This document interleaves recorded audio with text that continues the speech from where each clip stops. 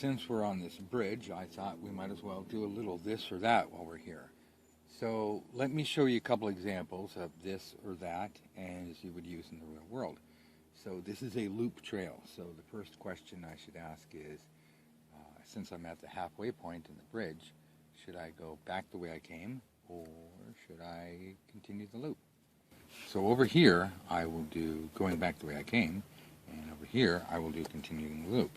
And it's just a simple one-card spread on each, and we compare and contrast them against each other and see which one looks better. So what happens if I go back the way I came? Ooh, 3 of Cups, that's happy. And what happens if I venture forward? Oh no, we don't like that one so much. Okay, let's try another one.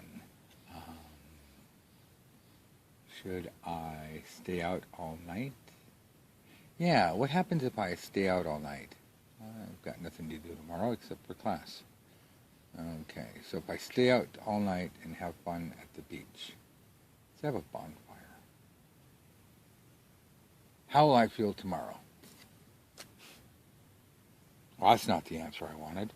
Okay, if I go to sleep early and don't do anything, and really boring, what happens then? Tomorrow, see, I may not feel very good tomorrow, but I'll feel like death. Yeah, if I go out tonight, I'll get a hangover tomorrow, but if I don't go out tonight, I'm going to end up hating myself tomorrow. I never go anywhere. I never do anything. Okay, let's try a new one.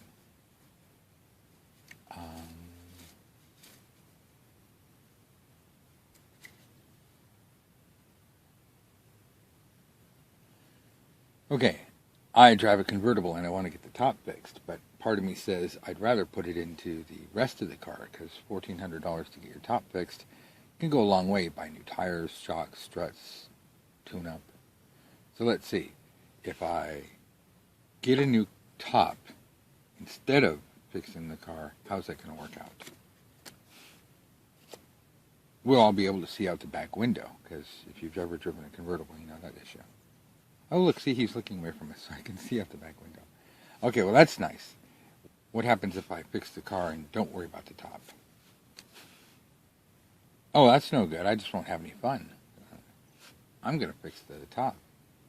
This spread here allows you to compare the various options, so it makes it a lot easier for you to make decisions because we have 2 different outcomes and you can actually choose which one is more appropriate, which one looks better for you.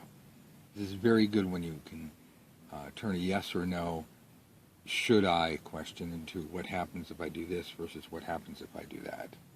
So this is a good way to turn your client's question from yes or no, should I do this, into what happens if I do this, what happens if I do that, and you can let them make their own decision. Okay, let's go for the next question. So my kids want me to get a dog and my wife wants me to get a cat. So I want to know, should I get the dog, should I get the cat? I'm going to go to the tarot and get a little bit of insight before I have to make any firm decisions and see who I'm going to make angry. So this will be what happens if I get a dog, and this will be what happens if I get a cat. So wish me luck on this one. Okay, this is what happens if I get a dog, and this is what happens if I get a cat. You know what? No matter what, I win. I'm going to call these both victory cards, and I get a cat, obviously I'm the man of the house. I get a dog, well, I can lay down the law. You clean up after your dog, I say it. So that worked out pretty well. Sometimes options will be equally good, and now we have to decide which one do we want to take. Let's do one more.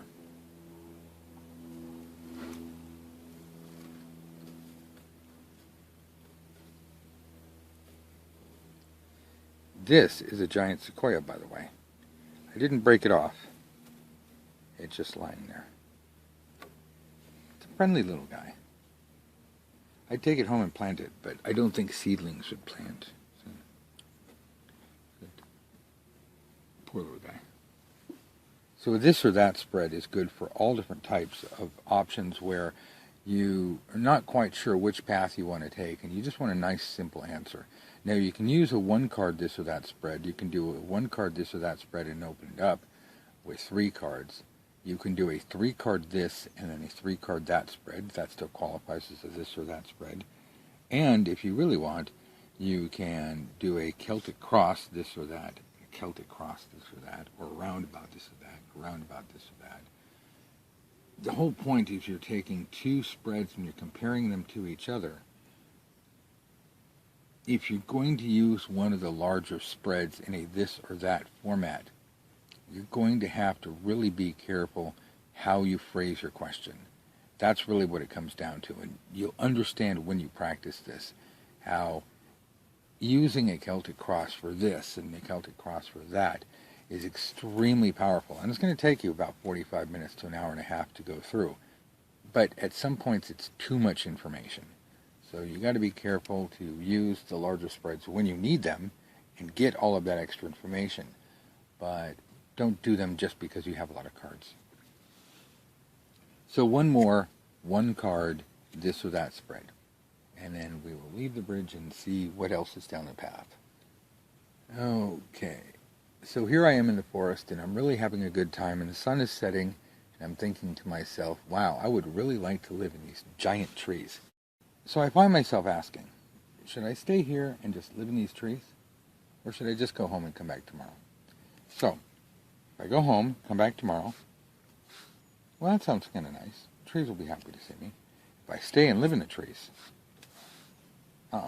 probably get eaten by a bear. I don't want to get eaten by a bear. All right, I'll see you in a bit.